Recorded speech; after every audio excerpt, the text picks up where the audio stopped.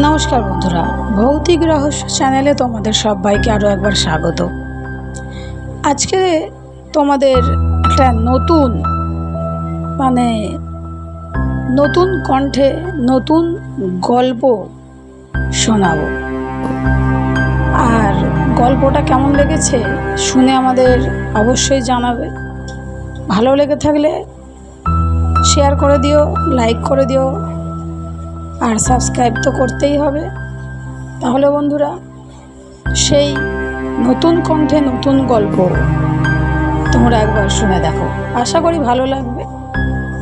তাহলে বন্ধুরা, শুরু হচ্ছে আজকের গল্প।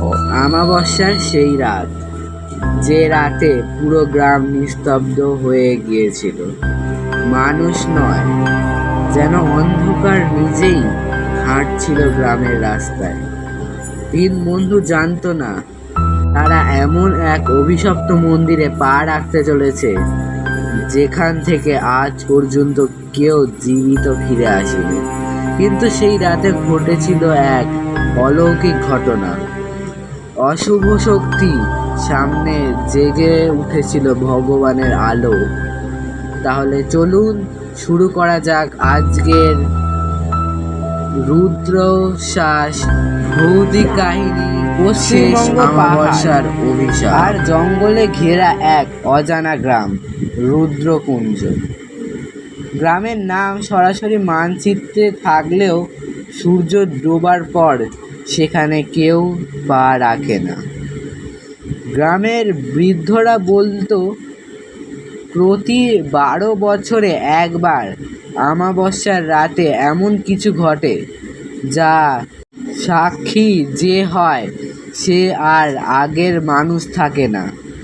এই রহস্য জানার জন্য তিন বন্ধু অর্ণব, অভিজিৎ আর মেঘলা গ্রামে এসেছে। অর্ণব ভূত প্রেত বিশ্বাস করে না। অভিজিৎ ভগবানের ভক্ত, গলায় রুদ্রাক্ষ পড়ে থাকে। মেঘলা লোককথা আর প্রাচীন ইতিহাস নিয়ে গবেষণা করে।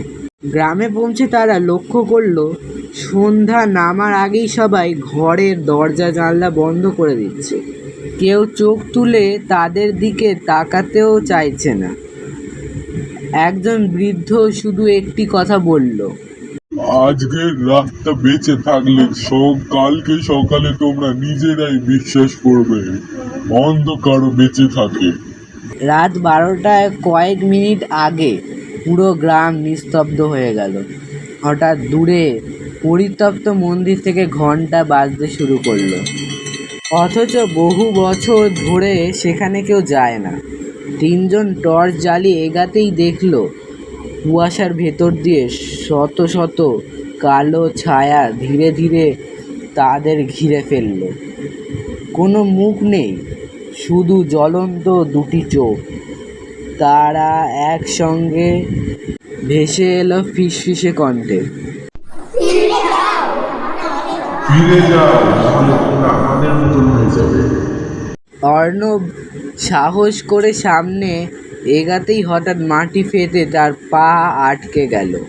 চারপাশের ছায়াগুলো হাত বাড়িয়ে তাকে টেনে নিতে লাগলো। সে যত মুক্ত হতে চাইল, ততই অদৃশ্য শক্তি তাকে নিচের দিকে টেনে নিচ্ছিল।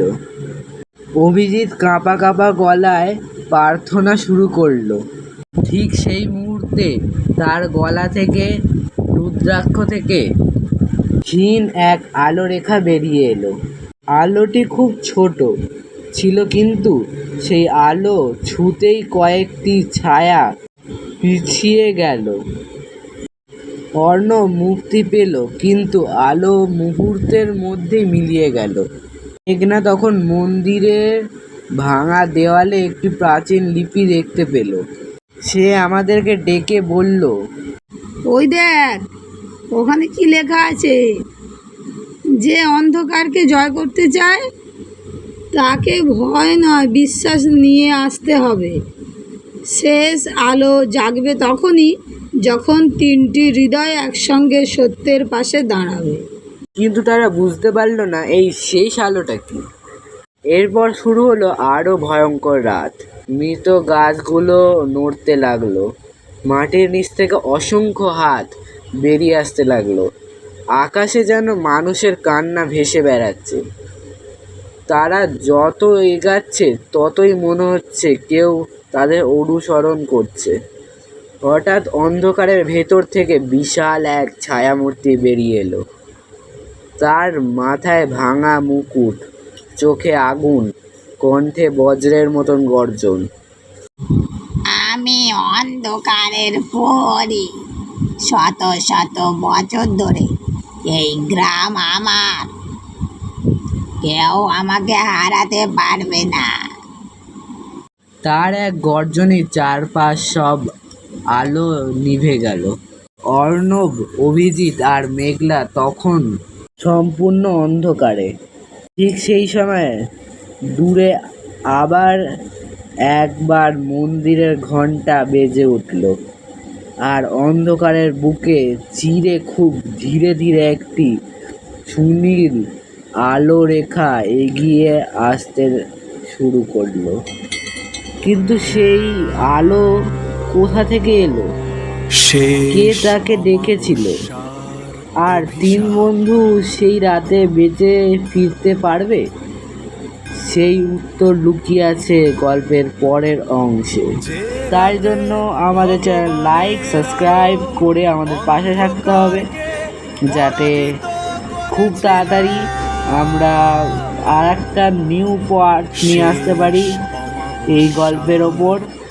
তো আজকের মতন বিদায়, আর সবসময় জুড়ে থাকবেন ভৌতিক রহস্য চ্যানেলের সাথে। নমস্কার। অন্ধকারকে পরাজিত করেছিল।